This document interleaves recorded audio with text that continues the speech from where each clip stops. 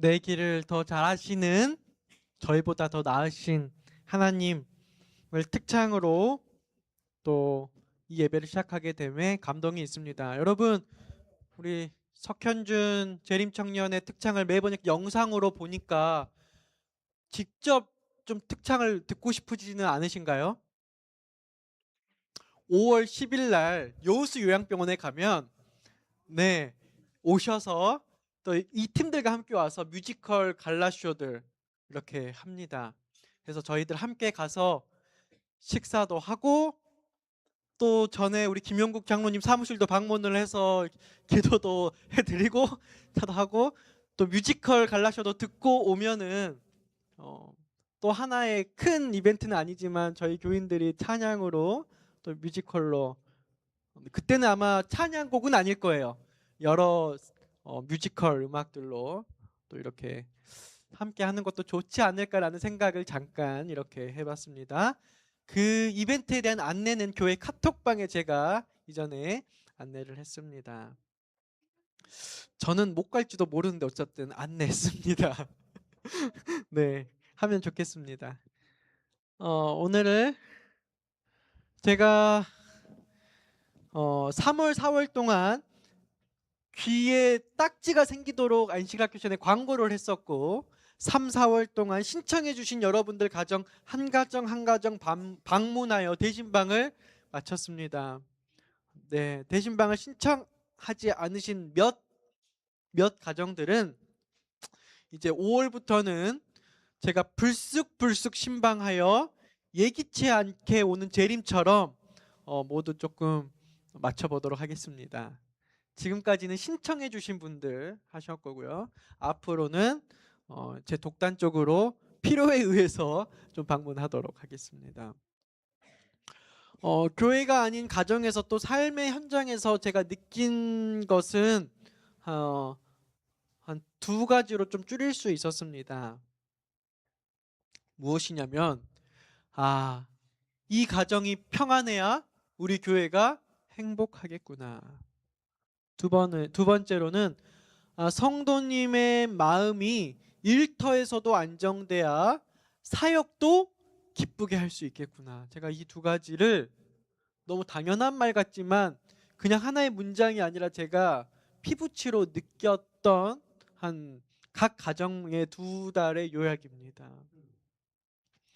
오늘 우리는 성경 속에서 가장 아름답다고 제 주관적으로 느끼는 가문의 모델인 고넬료의 집을 좀 만나려 보려고 합니다. 이 가정이 어떻게 교회 전체에 복을 끼쳤는지 그 신비로운 복을 이 가정이 어떻게 환난을 이기고 가정의 재단을 쌓았는지 좀 상상해보고 또 나아가 보도록 하겠습니다. 오늘의 설교 제목은 우리 집 재단이 살아야 교회가 행복하다입니다. 사도행전 10장 1절로 8절에 있는 말씀입니다. 가이사랴에 고넬료라 하는 사람이 있으니 이달리아 부대라 하는 군대의 백부장이라. 그가 경건하여 온 집안과 더불어 하나님을 경외하며 백성을 많이 구제하고 하나님께 항상 기도하더니 하루는 제9시쯤 되어 환상 중에 밝히 봄에 하나님의 사자가 들어와 이르되 고넬료야 하니 고넬료가 주목하여 보고 두려워 이르되 주여 무슨 일이니까.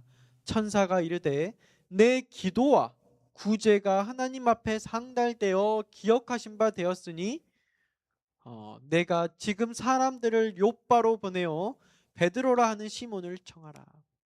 여러분, 이 가이사랴라고 하는 예루살렘으로부터 서쪽 그리고 북쪽에 있는 한 가이사랴라는 동네에 고넬료라는 사람이 살았다는 것을 성경이 묘사합니다.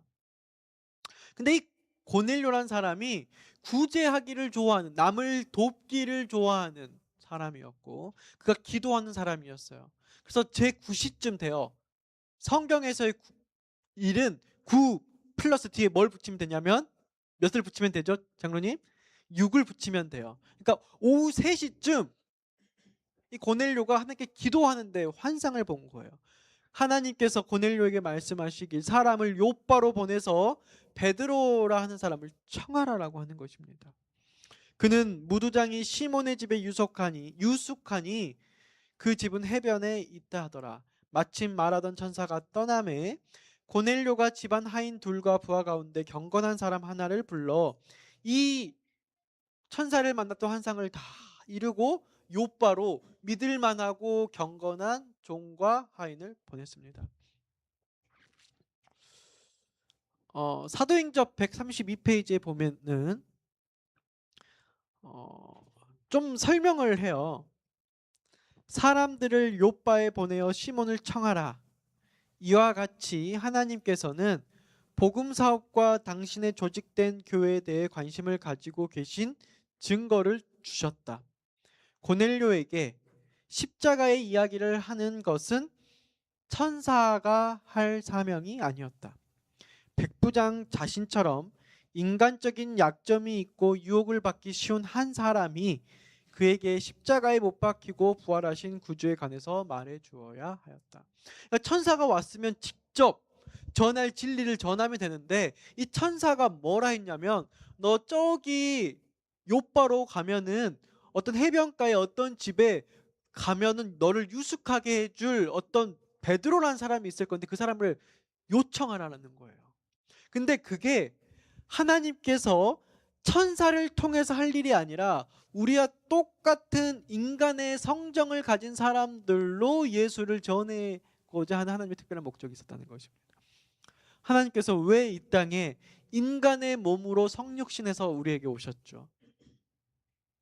하나님은 인간에게 사명을 주기도 하고 저희들이 때때로 사람들을 흉보고 욕하고 비난하고 평가하지만 그 사람들 안에서 하나님께서 하실 일이 이 공동체 안에 있다는 사실을 기억해야 합니다. 여러분 가정 안에서 때때로 아내가 남편을 흉볼 때 있습니까 없습니까? 저는 안 봤으면 좋겠는데 여집사님들만 만나면 남편 이야기하는 걸 좋아하는 것은 모든 교회의 국룰이더라고요. 근데 그 중에 제가 보기에는 훌륭하신 분들인데 아내 입장에서 보면은 다들 참 부족하신 분들이에요. 이걸 해결하지 못하는 게 이 땅인데. 그러면서 제가 무슨 생각을 하냐면 제가 꽤 괜찮게 살아가려고 노력하는 사람이라고 생각하는데 우리 집사람한테는 내가 똑같은 사람일까라는 생각을 한 번씩 제가 다른 여집사님들의 이야기를 들으며 그런 얘기를 해요. 이게 제가 여집사님들을 뭐라고 하는 게 아니고요. 그냥 우리 인간의 가정사를 말하는 것입니다. 우리가 다 노력해요. 가정에 튼튼하게 하기 노력해요. 그런데 그런 남편을 인정해주지 않는 여자들을 가지고 사는 남편들의 짐도 있다라는 게 때때로 제 이야기고 저희 남자분들의 제가 대변입니다. 제가 젠더 갈등을 부추기는 것은 아니고요. 이러한 가정 속에 있는데 이 가정이 결국은 서로 의지하고 서로에게 도움받아서 살아야 할 숙제입니다. 하나님께서 천사를 보내셔서 고넬료에게 진리를 전하는 것이 아니라 너와 똑같은 베드로, 여러분 베드로를 잘 아는 베드로의 가족들과 베드로의 친구들은 베드로를 뭐라고 표현했을까요? 다혈질. 자기 주장 안 되면 관찰 안 되면 다 막 하는.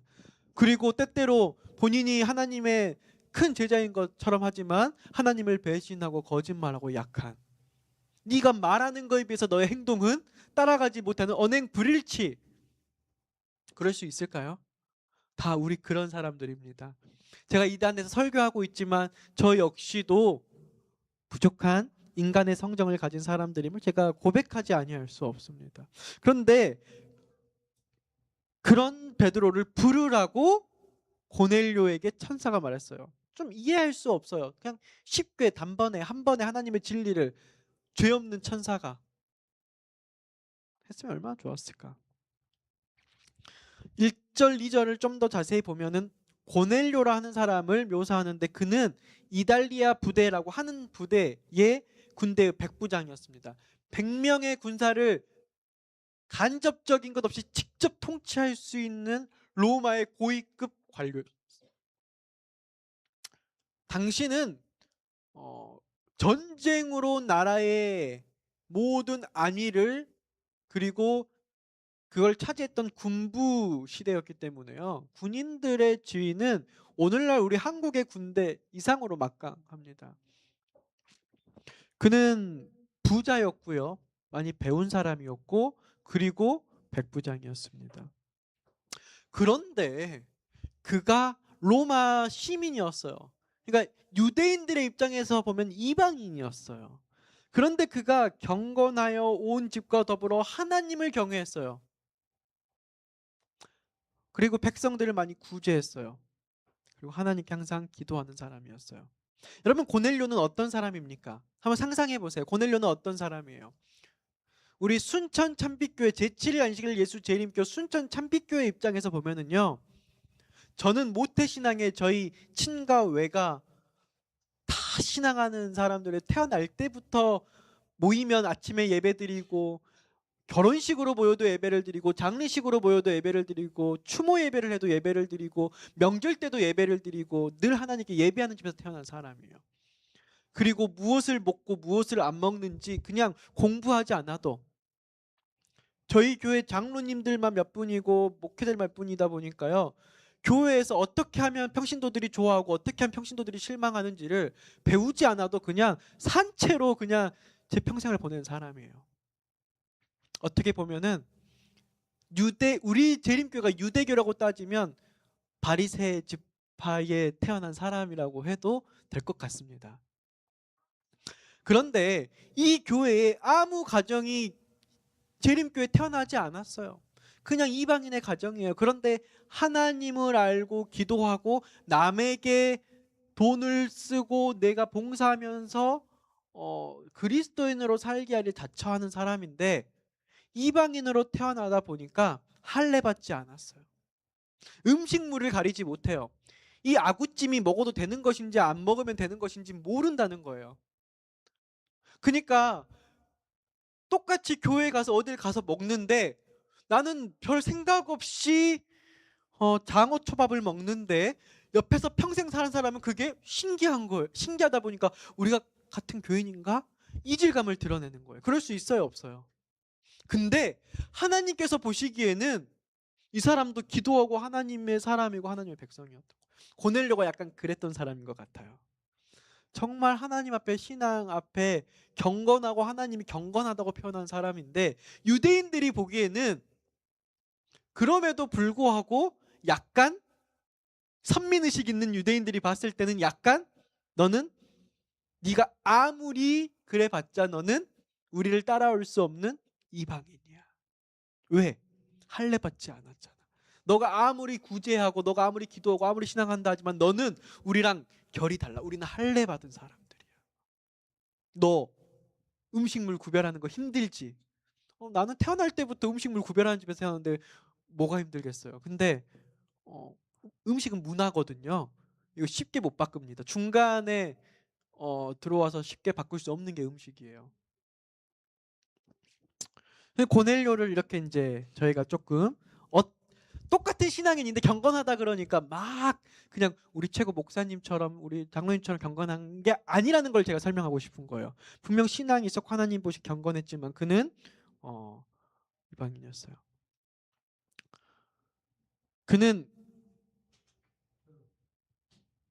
유대인들이 보기에는 이방인이었지만 그는 온 집안과 더불어 함께 예배하고자 하는, 구제하고자 하는, 기도하고자 하는, 혼자만 잘 믿는 독불장군이 아니라 우리 가정을 하늘 번영으로 인도하고픈 소망이 있는 그런 사람이었습니다. 그는 사도행전에 보면 이렇게 묘사했어요. 가정생활과 공무에 있어서 여호와께 충실했다. 그는 하나님의 도움 없이는 감히 그의 계획을 실행하거나 책임을 지려고 하지 아니하였기 때문에 하나님께 가족 재단을 쌓았다. 고넬료는 비록 예언들을 믿고 오실 메시아를 바라보고 있었으나 그리스도의 생애와 죽음 가운데 나타난 복음을 알지는 못하였다. 그가 유대 교회의 교인이 아니었으므로 랍비들은 그를 부정한 이방인으로 보았다. 그러한 아브라함에 대하여 내가 그를 아노라고 말씀하셨던 그 거룩한 파수꾼께서 고넬료도 역시 아셨으므로 하늘에서 직접 그 사자를 보내셨다.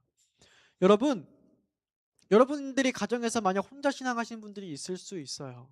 지금 몇 분들 제 눈에 보이는데, 교회에 가서 열심히 하겠다고 교회를 열심히 하면서 가정일에 빵꾸를 내면은 가정에서 그 신앙을 좋게 볼까요, 안 볼까요? 네, 네. 그런데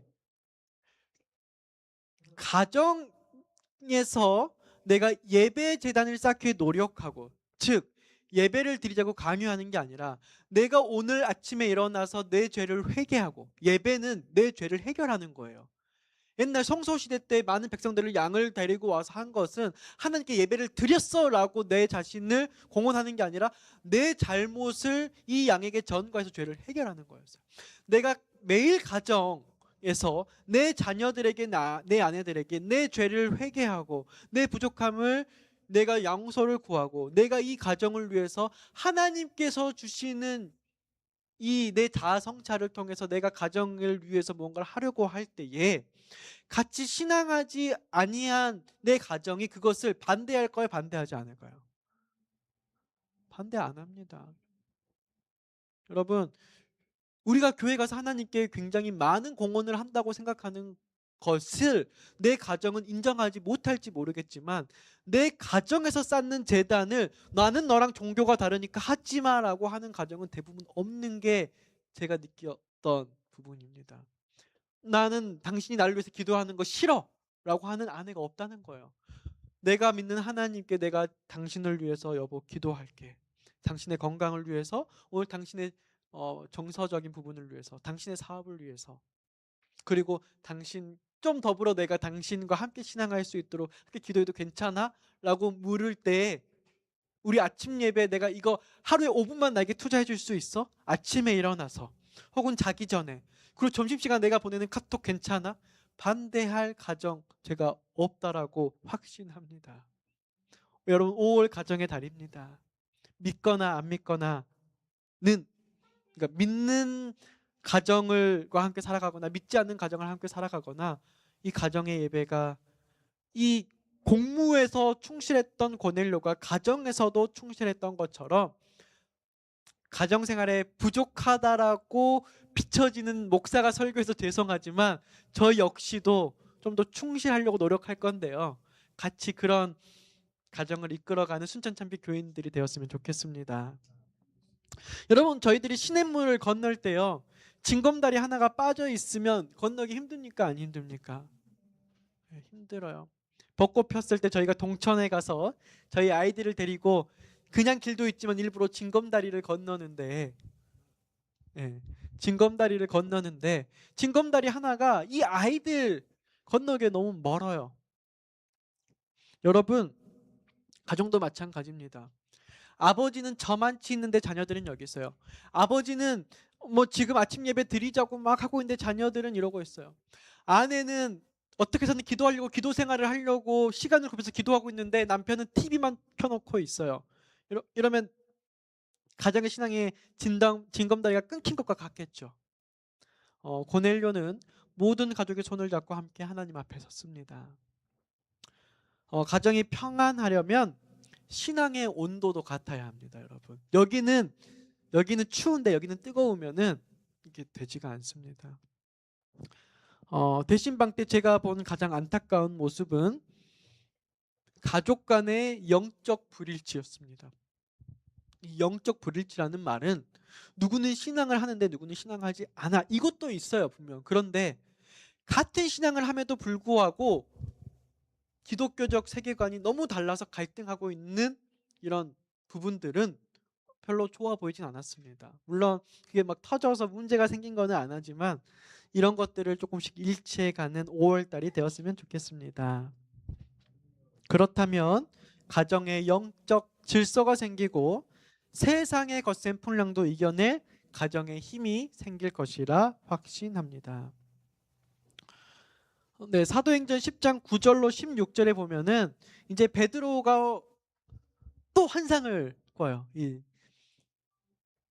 고넬료가 보낸 사람들이 이 베드로에게 도착하기 전에 베드로가 무슨 환상을 보죠? 네. 이 성경절을 제가 다 읽지는 않겠습니다. 다 아는 건데 하늘에서 큰 보자기에 기는 것과 뭐 네 발이 있는 것과 뭐 여러 것들이 나와요. 그런데 하나님께서 이것을 뭐라 그래요? 먹으라 그래요. 그랬더니 뭐라고 대답했죠? 베드로가 하나님 저는 부정한 건 못 먹습니다. 그랬더니 내가 정하다는 것을 너가 왜 부정하다 하느냐. 저희들이 전도하고 선교할 때 이 말씀을 많이 깨달아야 돼요. 저희도 모르게 너무 선민의식 속에 갇혀 사는 경우가 많아요. 나는 하나님이 택하신 사람이고 너는 아직 그런 지경에 오지 못했어.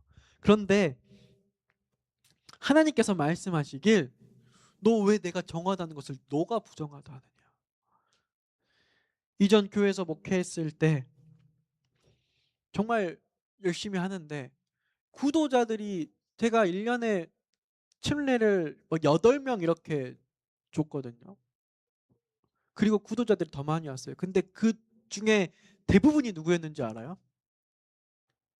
어, 지적 장애인들이었습니다. 그러니까 성경을 가르치는데요. 가르치다가 세상 말로 무슨 느낌이 오냐면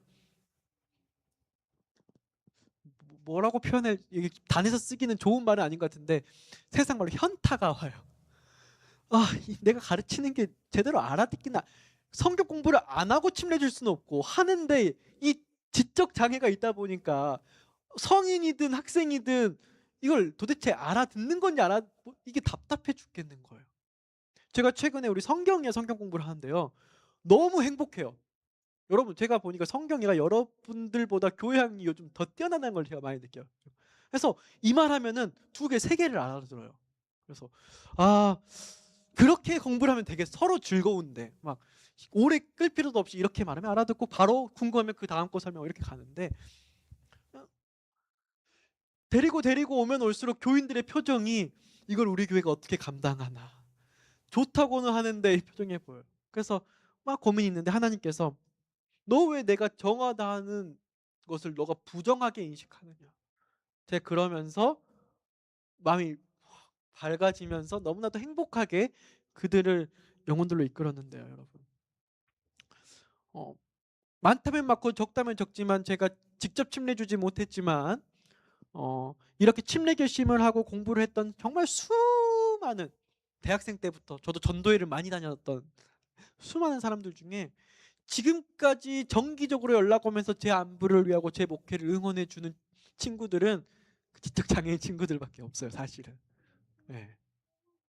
저는 사실상 매몰차게 했고 저는 사실상 제대로 된 친절을 못 베풀었다고 인정하는데도 불구하고 제가 잘해줬다고 생각하면서 이렇게 하는 거죠. 여러분 하나님이 정하다 하신 것과 부정하다 하신 것을 저희들이 잘 모를 때가 많아요. 베드로도 그랬어요. 근데 베드로가 이 환상을 듣고 이 베드로는 고넬료를 아까 제가 말했던 이방인으로 생각했던 사람 중에 한 명이었어요. 그는 할례 받지 않은 로마 시민이었거든. 그가 뭐 조금 하나님을 안다고 하고 그가 조금 기도도 한다고 하고 좋은 일도 하지만 우리가 법과 질서와 유전으로 봤을 때 뭘 몰라. 먹는 것도 못 가리고 우리는 안식일에 대한 개념이 철저하게 쓰는데 이거를 잘 일몰 시간도 이런 거 잘 모르는 것 같고 우리는 딱 이때 되면은 우리 교인들은 바로바로 뭐가 나오고 이게 어떤 절차에 의해서 어떻게 가는지 아는데 잘 하겠다고 하는데 우리 눈에 봤을 때는 뭐가 잘 모르는 그런 사람이었어요. 근데 하나님께서 고넬료를 경건하다고 본받으라고 오늘 말씀하고 계시는 것입니다. 그렇게 사도행전 17장부터 23절에 보면 베드로가 고넬료에게 갑니다. 네, 이렇게 요약하면 될 것 같아요. 그래서 그 다음 성경절 24절부터 이틀날 가이사라에 들어가니 고넬료가 그의 친척과 가까운 친구들을 모아 기다리더니 천사가 와서 너 베드로 초청하라고 했지 가까운 귀에 친척 가까운 친구들을 모으라고 말했어요, 안 했어요? 안 했거든요. 근데 고넬료가 가까운 친척과 친구들을 모았어요. 그리고 나서 33절에 하는 말이 이제 우리는 주께서 당신에게 명하신 모든 것을 듣고자 하여 다 하나님 앞에 있나이다. 똑같은 인간의 성정인 사람을 하나님께 천사가 불러오라고 했는데 이 고넬료는 인간의 성정을 가진 그 베드로를 하나님 앞에 있는 것처럼 보겠다라고 마음을 열고 맞이했습니다.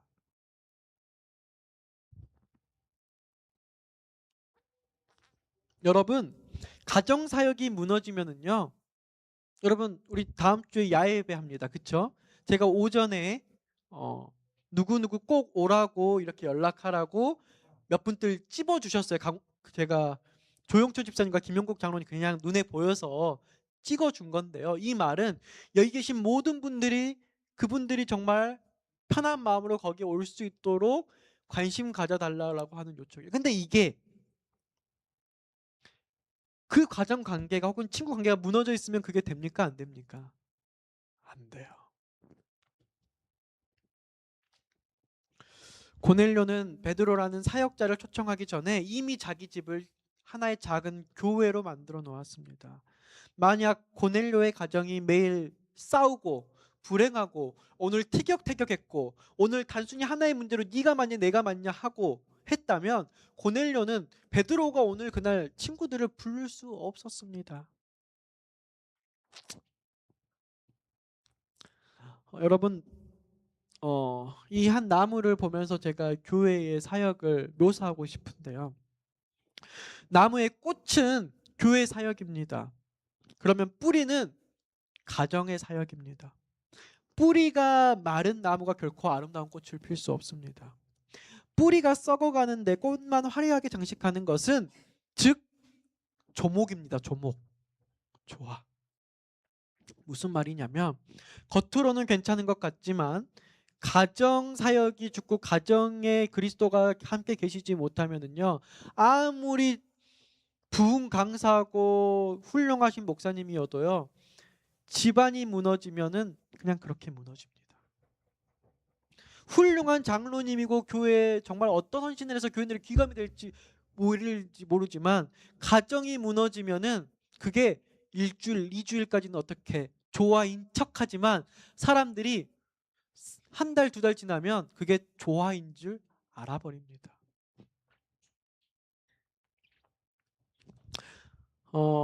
재림신도의 가정 15페이지에 보면은 이렇게 적혀 있어요. 저는 가정이 곧 작은 성소임을 오늘 설교하고 싶은 건데 가정은 모든 활동의 중심이다. 지역사회와 교회와 국가의 중심은 가정에 있다. 사회의 행복, 교회의 성공, 국가의 번영이 가정의 가마에 달려 있다. 가장 감미로운 하늘의 상징, 가정은 애정을 억제하는 곳이 아니라 개발되는 지상의 작은 하늘이 되어야 한다. 가장 감미로운 하늘의 상징은 그리스도의 정신이 지배하는 가정이다. 이게 영어로 보니까 The home is a little heaven upon earth라 했어요. 이 지구 위에 있는 작은 천국이 뭐예요? 바로 가정입니다. 집의 인테리어가 화려하지 않아도 괜찮습니다. 화이트부인은 사랑과 동정과 부드러움, 이렇게 딱딱하게 있지 않고 부드러움이 있는 가정을 꾸미는 곳이 최고의 장식이라고 했습니다. 그리고 그곳에 천사들이 가고 싶어하는 가정이라고 묘사했고 그 가정이 하나님께 영광되는 가정이라고 사실 이 재림신도의 가정에서 그렇게 표현하고 있지 않지만 그 원어를 그냥 그대로 직독직하면 그렇게 설명하고 있어요.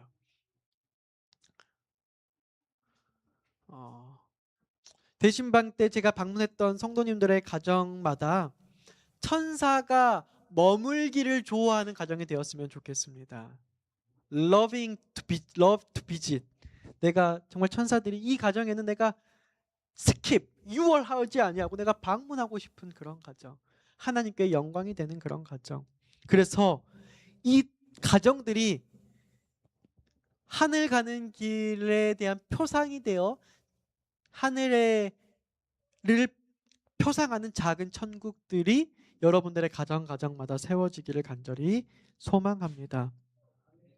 고넬료 가정의 이 고백은 베드로의 마음을 움직였고 결국 예루살렘 교회가 이방인에게 복음을 전하는 결정적인 시발점이 되었습니다.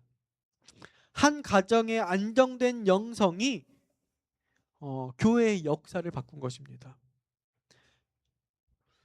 내가 곧 당신에게 사람을 보내었는데 오셨으니 뭘 하였다? 잘하였다. 여러분, 우리 가정에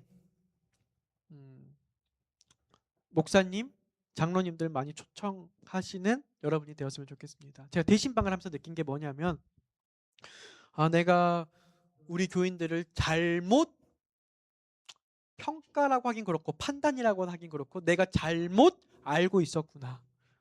내가 좀 더 깊이 이 가정을, 깊이도 아니에요. 그냥 정말 조금인, 제가 빙산의 일각만 보고 이 가정을 몰랐던 거죠.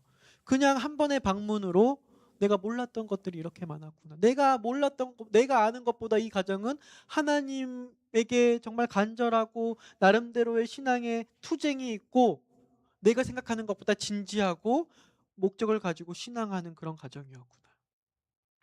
유대인의 눈에는 안 보였지만 그들의 투쟁이 하나님에게는 고스란히 보였던 것입니다. 고넬료의 삶. 목사의 눈에 잘 안 보일 수 있어요. 그러나 하나님은 보고 계십니다. 그래서 여러분들 초대하십시오. 무조건 소그룹이나 예배도 좋지만요. 목사님 시간 되시면 저희 함께 식사하실래요? 저는 대신방이라도 하는데요. 우리 두 분의 장로님들, 방수일 장로님 가정 한번 오늘 저녁 같이 식사하실래요? 참하실래요? 김용국 장로님 퇴근하다가 바로 구례로 가지 마시고 수요일 날 참하실래요? 우리 송봉기 장로님 혹은 누구 서로 집사님들 그냥 무슨 목적이 아니라 그렇게 이야기하면 우리가 서로를 더 좋아하게 되는 것 같아요. 더 배려하게 되는 것 같아요. 여러분, 정말 나랑 안 맞고 싫어하는 사람이 있는데 그 사람과 척을 지면 서로 피곤해요. 왜냐하면 서로 공격하는 힘이 강하거든요. 그럴 때는 어떻게 하면 좋은지 아십니까? 자꾸 만나서 밥 먹잖아요. 그러면 생각이 안 맞아도요. 이 사람은 이러한 맥락 속에서 이러한 경험 속에서 이런 생각을 가지고 있었네. 나랑은 안 맞지만 그 사람이 그런 생각을 가질 만하다. 내가 이 사람 지지해 줘야겠다. 한 번도 대화하지 않고 무슨 일을 만나면 서로 생각이 달라서 싸워야 되는데 그 이야기를 밥 먹는 자리에서 차 마시는 자리에서 많이 나오면은요, 비록 맞지 않더라도 이 사람도 어떠한 이러한 이유를 가지고 이렇게 하는구나, 내가 이 사람 지지해 줘야겠네. 참 사람 사는 곳이 옳고 그름으로 연합하는 것이 아니고 서로 알아가면서 연합하는 것 같습니다. 내가 모르니까 오해하는 것이. 실물교훈 59페이지에 이런 사람이 말씀을 듣고 깨닫는 자라고 말했어요. 고넬료가 베드로를 초청해서 내가 당신의 말씀을 하나님 앞에 있는 것처럼 하고 잘 듣겠으니 설교하십시오라고 하는 이 말씀을 듣고 깨닫는 자이다. 그리스도 당시의 바리새인들은 보지 않으려고 눈을 감았고 듣지 않으려고 귀를 막았기 때문에 진리가 저희 마음에 들어갈 수 없었다. 여러분, 실제로 교회에 오래 다니신 분들에게 진리가 들어가기 정말 쉽지 않습니다. 내가 10년 전, 20년 전에 가지고 있었던 진리를 지금도 나는 그것이 진리라고 생각하고 가르치려고 하는데요. 성서를 보면 우리가 성서 들어가서 매번 하는 게 뭐냐면은 촛불에 불을 켜는 거거든요. 여러분, 양초에 불을 켤 때 그 기름이 다 달아져가지고 초가 그을림이 있는 게 있으면 초가 불이 안 붙습니다. 성서가 환해지지 않아요. 빛을 밝게 환히 비치질 못해요. 그러면 제사장들이 무엇을 하냐면 그 심지를 자릅니다. 심지를 자르는 일을 꼭 해요. 그게 뭐냐면 내가 기존의 진리라고 배웠던 부분을 자르는 거예요. 그때 진리는 그때 진리예요. 다시 겸손한 마음으로 성령님을 초청해서, 기름을 초청해서 심지를 잘라야지 불이 붙어요. 근데 내가 10년 전에도 내가 얼마나 많은 사람들을 가르쳤는데, 내가 이 다니엘서와 요한계시록을 얼마나 많은 사람들을 가르쳤는데 아무리 불을 붙이려고 해도 그 공간이 밝혀지지가 않아요. 여러분, 그래서 교회는 새로운 사람들이 자꾸 들어와야 교회가 살아나는 것입니다. 바리새인들이 그러한 마음들 때문에 자꾸만 귀와 문이 닫혀 있었어요. 그러나 그리스도께서는 당신의 제자들에게 당신의 교훈, 내 마음 문을 열고 믿기를 주저하지 말라고 가르치셨다. 그는 그들이 눈과 귀로 보고 들은 것을 믿었기 때문에 복이 있다고 말씀하셨다. 좋은 밭으로 표상된 청중은 그분의 말씀을 사람의 말로 아니하고 하나님의 말씀으로 받는 자들이다. 저희 교회 순천 참빛교회가 작다면 작은 교회일 수도 있지만 김대성 목사님을 초청하자고 하니까 저희 교회가 이런 네임밸류 높으신 목사님을 초청할 수 있나요? 초대할 수 있을까요? 이런 반응들이 대부분이었던 것 같은데요. 그래도 어쨌든 교회가 직원회를 통하여 김대성 목사님을 초청했습니다. 그리고 그 결의 내용을 김대성 목사님께 알리고 정중히 초청하였고 목사님께서 오시기로 하였습니다. 그때까지 우리 가정들이 준비되어서 하나님께서 준비하신 종의 준비된 말씀을 통하여 저희들이 들을 마음을 가지게 되기를 소망합니다. 사실은 제가 직원에 결의하기 전에 일정을 먼저 맞추려고 목사님께 한 달 전에 전화를 드렸어요. 근데 목사님께서 하시는 말씀이 내가 올 1년 중에 이 8월 28일, 29일 딱 한 주밖에 갈 수 있는 날짜가 없다는 거예요. 유명하신 분이시니까 그럴 수 있죠. 그래서 오늘 답을 주면 좋은데 오늘 답을 못 주면 그 사이에 또 어떤 교회들이 언제 들어올지 어떻게 모른다. 그렇죠? 맞는 말이죠. 근데 제가 그것 때문에 임시 직원회를 할 수는 없습니다. 한 달 동안 기다려 보시고 혹시 그 전에 오시면 다른 교회 가시고 저희가 그럼 내년으로 준비하겠습니다. 젊은 목사가 은퇴하신 목사님에게 눈치도 없이 지금 빨리 이거 알려달라는 건데 제가 먼저 우리 교회 행정이 먼저입니다라고 어떻게 보면은 조금 이렇게 말했어요. 그랬더니 목사님께서 내가 이 순천 참빛교회를 위해서 되게 제가 예전에 해보면 어떤 분들은 작은 교회에서 부르면 여러저러 핑계대고 안 오시려고 하시는 분들도 있거든요. 제가 예전에 작은 교회 있었을 때. 그런데 순천 참빛교회를 위해서 다음 순천 참빛교회 직원회 때까지 어떤 요청이 와도 내가 결의된 것으로 생각하고 내가 받지 않고 기다리겠다. 그러나 결의되지 않아도 상관없다. 그러나 내가 그런 마음으로 기다리겠다라고 되게 좋은 마음을 해주셨어요. 여러분, 이 과정들이 준비하시는 분도 초청하시는 분도 돼서 그때에 우리 교회가 우리의 친구와 가족들과 친척들을 함께 초대해서 준비된 말씀을 들어서 교회의 하나의 성장이 되는 시기를 맞이해 보기를 간절히 소망합니다.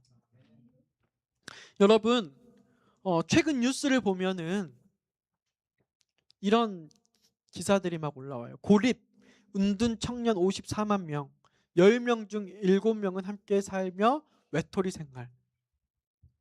실제로 10명 중에 4명이 실제적 자살을 생각했다라는 통계가 많이 나오고 있어요. 여러분, 외로운 늑대, 이게 이제 사회적 용어인데 무슨 말이냐면요, 은둔 생활하고 외로움에 있는 이 젊은 사람들이 사회의 범죄를 일으킨대요. 이런 묻지마 범죄, 그리고 어떤 공동 집단에서 이유 모르는 테러들, 그러니까 지하철에 방화를 한다던가 어디에 불을 지른다던가 외국 같은 데서는 총살, 대학교에서 이것들이 다 어떤 사람들이냐면은 외롭고 고립된 사람들이 사회를 이렇게 범죄하는 것을 이제 외로운 늑대 범죄라고 하는데요. 이 모든 부분들이 어디서 나오냐면 가정에서 살아가는데 하루에 5분을 대화하기가 쉽지가 않대요. 가정이 철저히 무너진 것입니다. 여러분, 가정이 살아나면 우리 세상이 함께 살아납니다. 가정이 살아나면 우리 교회가 살아납니다. 그래서 우리 순천 참빛교회의 비전은요, 30, 40, 50 아이들의 교육, 그러니까 가정이 건강한 공동체로서 살아남은 가정들을 하나 일구게 하는 게 우리가 한 명, 두 명 성경 공부하는 것 이상으로 마지막 때의 빛을 전하는 선교적 도구가 될 수 있다라고 비전을 보고 있는 거예요. 성도 여러분, 대신방 때 나누었던 그 기도 제목들을 기억합니다. 아픈 가족들, 그리고 경제적인 어려움들, 그리고 관계의 골, 그 속에 반드시 하나님께서 여러분들을 회복시켜 주셔서 선교적 사명을 고취할 마지막 때의 남은 자손으로 부르셨다는 사실을 기억하시기를 간절히 바랍니다. 그래서 여러분들의 가정은 행복해야만 합니다. 그래서 제 가정은 행복해야만 합니다. 제 가정이 행복해야 그곳에서 목회하는 여러분들 성도님들이 행복합니다. 그런 의미로 제가 가정을 위해서 행복할 수 있도록 도와주시면 좋겠습니다. 제 가정이 불행해서 말하는 건 아니고요. 미리 보험 드는 것입니다. 우리 수석 장로님이 목사님 그만 일하시고 가족들하고 조금 캠핑 다녀오십시오 이렇게 해주시면 좋겠습니다. 목사님 우리도 좋지만 애들과 사모님 데리고 오늘은 방문하지 마시고 놀고 오십시오 라고 해주시면 제가 편안하게 놀고 오겠습니다. 제가 10 몇 년 전에 미국에서 목회하는데 그 교회는 매주 목요일은 모든 성도님들을 목사님에게 전화하지 말라고 수석장로님이 꼭 나와서 광고를 하더라고요. 장례식 교회는 목사님께, 이멀전시한 교회는 하지 마라. 목사님의 가정이 살아야 우리 교회가 행복하다. 네. 근데 제가 그때 그 이야기를 신학과에서 뭐 교회 가정했더니 미친 나라라 그러더라고요. 목회자가 그런 마인드로 목회해가지고는 어떻게? 그러니까 그때만 해도 한국은 가정의 희생이 요구되는 목회, 그런 목사님이 훌륭한 목사님인 시대가 되었는데요. 오늘날 목회 포럼에 대형교회 목사님들의 가정이 무너지고 있는 현실을 바라볼 때에 저는 아직 제 가정은 그렇지 않다라고 생각하는데 지금부터 준비하지 않으면 무너진 것을 인식했을 때는 세우기 어렵다는 것을 제가 느끼고 있습니다. 마찬가지입니다. 장로님들 가정 행복하셔야 됩니다. 우리 김영국 장로님 점심때 카페 가서 빵 먹고 차 마셔야 합니다. 여러분들의 가정 행복하셔야 됩니다. 아무리 바쁘고 당직이 많더라도 가정의 재단이, 가정의 소그룹이, 가정의 친교가 무너지지 않기를 오늘 성경과 예언의 신을 근거하여 여러분들께 설교로 대언합니다. 고넬료처럼 모든 문제를 가지고 가족들과 하나님 앞에 나오십시오. 나 혼자만 하나님 앞에 아무리 가봐도요, 그게 소통되지 않으면 내 배우자는 외롭게 느낍니다. 나는 하나님의 일을 했고 나는 하나님께 헌신했고 나는 하나님께 충성하는데 그게 가정 안에서 함께 재단이 쌓이지 않으면 배우자들은 외로울 수 있습니다. 저와 같은 실수들이 여러분들 가정에 헤어나오지 않기를 간절히 바랍니다. 이제는 우리 집이 순천의 가이사라이고 지넬료입니다. 제가 고넬료를 죄송을 지넬료라 했습니다. 우리 박넬료, 김넬료 이렇게 우리 조넬료 여기 다 임넬료, 신넬료들 강넬료들 계십니다. 가정의 의무를 충실히 이행하는 것이 곧 교회 사업을 준비하는 것입니다. 올 한 달 저희들 다른 사역들 많이 있고 저희들 선교 사역 이런 것들 하는데 가정 사역에 집중하는 한 달 한번 되어보면 좋겠습니다.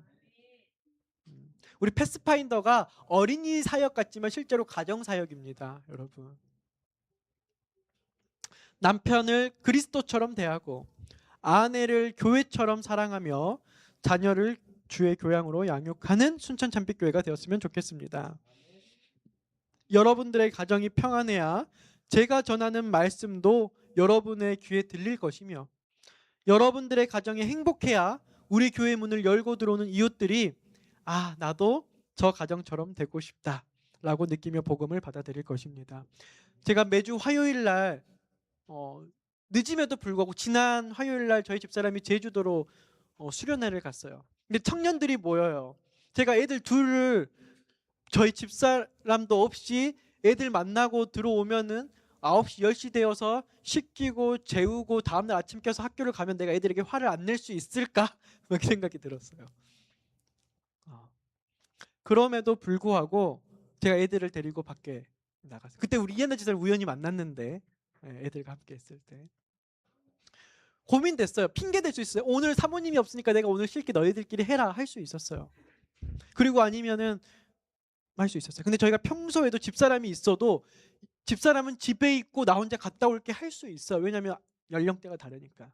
근데 저희가 그날 하루는 저희 가정의 패턴이 깨질지라도 함께 가는 이유가 뭐냐면, 이 청년들이 그리스도인의 가정을 보면서 나도 그 가정을 이루고 싶다를 보여주는 게 10번의 설교보다 낫겠다라는 생각을 하는 건데, 제가 오늘 설교를 준비하면서 좋은 취지를 가지고 있지만 저희가 좋은 그리스도인의 모본을 못 보여주면 저 가정처럼 되면 안 되겠다. 이게 될 수 있구나. 무조건 보여주는 게 중요한 게 아니라 뿌리를 깊이 내리는 게 중요한 거구나. 우리 민혁이 외할머니 우리 순천 참빛교회 오신 거 환영합니다.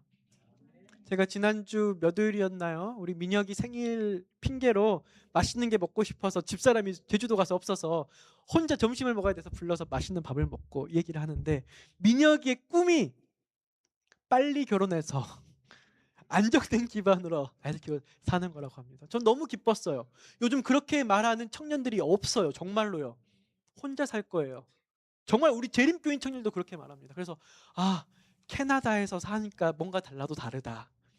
한국에서 사는 청년들은 그렇게 말 잘 안 하거든요. 그래서 정말 그랬으면 좋겠다. 정말 엘렌 G 화이트이 권고하는 가정상을 그리고 있더라고요. 다른 게 중요한 게 아니라 힘들게 시작하더라도 같이 가정이 미래를 바라보고 함께 기도하면서 하는 신앙이 내가 무언가를 많이 준비하고 이루는 가정보다 훨씬 행복할 수 있습니다. 사랑하는 성도 여러분, 오늘 우리 정세린 양, 강민혁 군, 그리고 신예진 양 처음 이렇게 왔지만 우리 교회의 많은 건강한 그리스도인들의 가정을 보면서 건강한 그리스도인의 가정을 꿈꾸는 청년들이 되어서 저희들의 다음 세대에도 하나님의 마지막 사명이 이어질 수 있도록 끈을 잡아주시기를 부탁드리며, 또 우리 가족 모든 가정들의 하나님의 충만하신 은혜가 넘치길 간절히 바라며 오늘의 말씀을 줄이도록 하겠습니다.